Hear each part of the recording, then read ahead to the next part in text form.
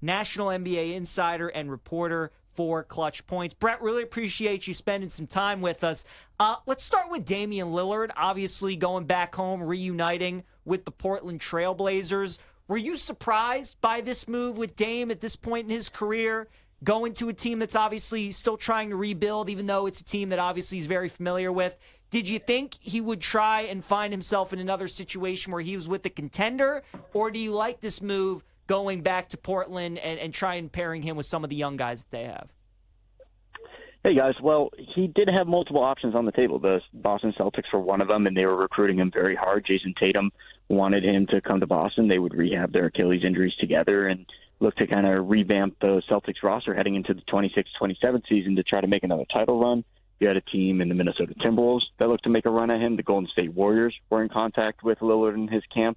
But he ultimately decides to go home for two reasons. One, he missed Portland. And ever since he was traded from them, he kind of realized that being in Milwaukee, he wasn't fully happy. His family was back in Portland. It's a team that he was drafted to where he has a lot of memories with.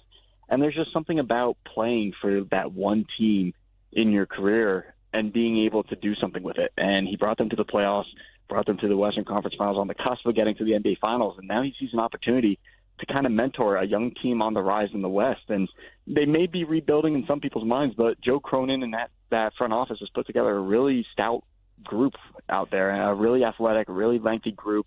They went out and traded for Drew Holiday in that backcourt this offseason, so he'll be there for at least the next year or two. You bring in Damian Lillard, who's going to spend a year rehabbing and be another veteran presence in that backcourt. I think that he just sees an opportunity here to really build depth for the team that he loves, and most importantly, he gets to rehab at home with his family, and that's ultimately where the decision came down to, is he wanted to go back to Portland to be with his family. Do you think Boston is done making moves, or are they still potentially shopping a guy like Jaylen Brown or Derek White? No, those two are off the table. There was talks of teams being heavily interested in both players before the NBA draft. The Celtics had fielded multiple trade calls for them. We did reporting on Clutch Points about the Raptors offering the 9th overall pick for Derek White in a package, and then there was also the Utah Jazz that showed interest in Jaylen Brown. No deal ever materialized for either player. That nothing ever got close. It was just teams calling about them, inquiring about what it would take to get each player, and it would have had to be a package that Boston could have turned down. If they did not receive said package, and therefore both players remain on the roster, Brad Stevens is happy about that because he didn't necessarily want to deal Jaylen Brown or Derek White. He still sees them as integral parts of this team next to Jason Tatum when they do revamp the roster and look ahead to the 26-27 season to try to make another championship run. But as far as what the Celtics can do from here, they're still a little bit over the second apron. They're still over the first apron. I still think that there's moves to be made between now and the trade deadline. Whether or not we see another move made this offseason by them, I'm not necessarily sure that's the case. Word coming from Summer League is that they do like Anthony Simons, and they want to see how this roster looks during the first month or two of the season before they make ultimate decisions of who to cut and who to move off their roster for cap-saving moves. And obviously, Simons, in the last year of his contract, he's a young three-point specialist. He's a guy that you can kind of plug and play around Jason Tatum and Jaylen Brown if you do want to keep him past this season, and he does re-up with them in free agency next offseason. So I think they just really want to see how this experiment works. They want to see how he fits into Joe Mazzulla's system and then make a decision from there. There's been nothing short of trade talks involving him and George Niang since they got them both. Boston has put out feelers about what they could get for both players. There's been recent rumors about Boston and Memphis talking about a trade that kind of surfaced at Summer League, but I'm told that happened weeks before Summer League, and it was in anticipation of Boston pursuing Damian Lillard. It would have been a cost-effective move there. There's nothing brewing right now in terms of the Celtics talking with the Grizzlies at this time, and it doesn't seem like that there's going to be any traction on the deal at this moment. Brett, what do you expect out of Boston this season? Do you still think this is a playoff team with how wide open the Eastern Conference is, even without Tatum, without Porzingis? Do you still think they could challenge for an Eastern Conference final? How do you expect the season to unfold for Boston this upcoming year? Right now, I'd probably put them in that 5 to 8 range in the Eastern Conference, and the reason I say that is just because there's young teams on the rise in the East. You have the Orlando Magic who went out and made a really big move to get Desmond Bane and add him to their roster. You have the Detroit Pistons, who are only going to get better with the moves that they made this offseason. The Atlanta Hawks are going to take a big step forward this offseason and heading into the 25-26 season. So Boston, who takes a step back without Tatum, without Porzingis, without Holiday, it's going to be up to that second grouping. Can Peyton Pritchard build off of his sixth man of the year season? Can Sam Hauser evolve into more than just a catch and shoot guy on the perimeter? What can Anthony Simons give you? And obviously, you still got Jaylen Brown, who's a Finals MVP. You still have Derek White, who's a borderline all-star player, all defensive-like player, one of the best two-way guards in this league. So Boston still expects to be a playoff team. Whether or not they can get to the Eastern Conference Finals, I don't necessarily think that that's something that is in the cards at this point. Brett, when the regular season tips off, what team is LeBron playing for? It's going to be the Lakers. And the talk coming out of Summer League is that this could be it. And there's a lot of talk from rival teams, rival executives, rival agents that truly believe that once everything dies down from Summer League, we take a few weeks into the summer when August starts, that he's going to be announcing his retirement on his Mind the Game podcast. We'll see what happens there. And I'm kind of the assumption that that could be the actual path that plays out, simply because what else does he have to do in his career? He's in the final year of that player option. There's obviously some discourse between him and the Lakers.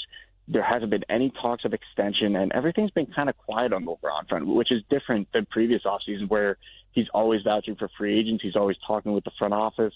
That has not happened this year, and he's always talked about playing 23 years in the league. This is year 23, and he's played with Bronny. He doesn't have anything else to really achieve in his career. It does truly seem like that this could be it, but we'll wait and see on that front. As far as what team he's going to play for, there's not going to be any trade. There's not going to be any buyout. He will be with the Lakers to start the 25-26 season. Who do you see as the team in the West, Brett, that you feel like is the biggest challenger to OKC the upcoming season? It's definitely Denver. And the reason I say it's Denver, they took them to 7 games in the playoffs. They still have the best player in the world in Nikola Jokic. And this is a team that got significantly better this offseason. They were able to move around money with Michael Porter Jr.'s contract and add a player in Cam Johnson, who's pretty much the same three-point shooter as Michael Porter Jr., but he's a better defender. He brings championship experience from playing in the NBA Finals with the Phoenix Suns. So that's really pretty much a lateral move, and you save money to be able to go out and get Jonas Valanciunas, to get Tim Hardaway Jr., to bring back Bruce Brown. And they even added Deron Holmes, who tore his Achilles before his rookie season last year. He's looked great in Summer League. He's going to provide even more depth in that front court behind Aaron Gordon and Nikola Jokic. I love everything that the Denver Nuggets have done this offseason. I think that if it wasn't for the Thunder winning the title, I would have them as the best team in the West. But I truly do believe that they are well equipped to challenge the Thunder, and I wouldn't be surprised if they're representing the West in the NBA Finals this season. Is this the final year for the current iteration of the Warriors, or are they just going to try and squeeze as much life out of Steph as possible? They're in a 2-year window right now, and the reason I say that is because everybody's kind of on a 2-year contract. Steve Kerr, his contract expires after the 26-27 season, I'm told. Stephen Curry's kind of in the same boat with his contract. Draymond Green has that player option that he can opt out. Jimmy Butler has 2 years left. So they're going to be operating with cap flexibility in 27. Obviously, Curry's not going to be going anywhere until the day that he retires. He's always going to be with the Warriors. All those trade rumors of, they need to move him or he's going to go somewhere else, that's not going to happen at all. But what's going to happen in terms of what this roster looks like, it all depends on what happens with Jonathan Kuminga as a restricted free agent, because he doesn't necessarily want to return to the Warriors. They've been wanting to do a sign and trade to get the most out of him, most possible outcome there. And there's nothing really brewing on that front. So what's going to happen with Kuminga? Well, it seems like he's going to return on some kind of short-term deal, and then they're going to look to flip him if they can.